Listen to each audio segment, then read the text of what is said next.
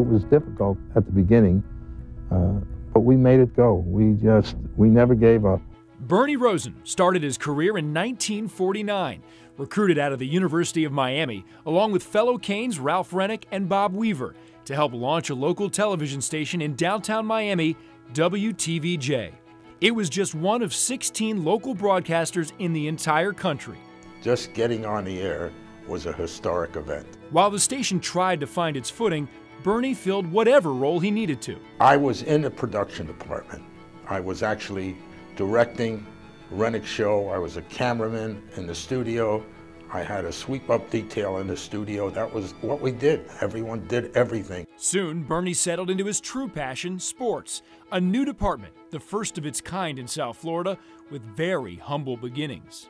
Took the camera, didn't have a car, was making little or no money, $150 a month, and I used to get on the bus to shoot stories. But under his leadership, the sports director for 35 years, Bernie became nationally known and respected. It was just unbelievable how everyone just came together and made this thing work. With an emphasis on everything local, Bernie covered everything from marble tournaments to the 1972 undefeated Dolphins to a boisterous rising boxing star named Cassius Clay.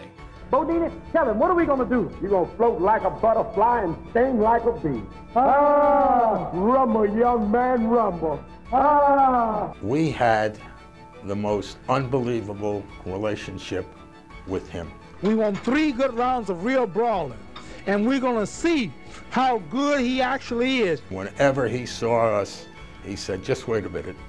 And he just took time out to do an interview with us. I'm a true champion. I'm still a true champion. I resurrected the game when it was dead, and I'm still resurrecting it. That was just a great era, and we were right there for everything. You remember who I am today? Yeah, you remember all the stories you used to do?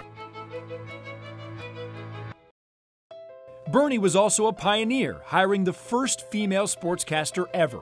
Jane Chastain, Channel 4 News. Under Bernie's guidance, Jane Chastain was a trailblazer at WTVJ, eventually becoming a network star. Bernie Rosen was one of the fairest people I've ever worked with. I mean, he yelled at me just like he yelled at the guys. You know, he never gave me any special treatment, but on the other hand, he really never worried about whether to send a woman or not on a story. It wasn't as if you got a woman just to put a woman on. She knew what she was talking about. Under Bernie Rosen, you had to get something that had never come to light before. And you had to get it in 3 minutes because he didn't want to waste film or time in the editing room. Women that are on air now have her to thank. You know, whether they're a network or on a local level, have her to thank for paving the way. Nationally known sports figures Chris Myers, Roy Firestone, and Susie Colbert all worked under Bernie's watchful eye, but none more familiar than the man who became the face of WTVJ for nearly 30 years. Ah! Tony Segreto, Channel 4 Sports. Tony Segreto started as a sports intern with Bernie and retired as one of the best that's ever been. He just had that quality. Hello again, everyone, and welcome to the Dan Marino Show. I think Tony is probably one of the best on-air people in this country. Bernie's legacy includes 60 years as a fixture in the South Florida sports landscape. He's covered every Dolphin season, every Heat season, every Marlins season, and he's still going to games to this day. It's been a lifetime of achievement, and today we celebrate it one more time. I've always felt that I was a pioneer in this business. If you like ESPN, Sports Center, and CNN Sports at Night, and Sports SI, and all, Bernie started that.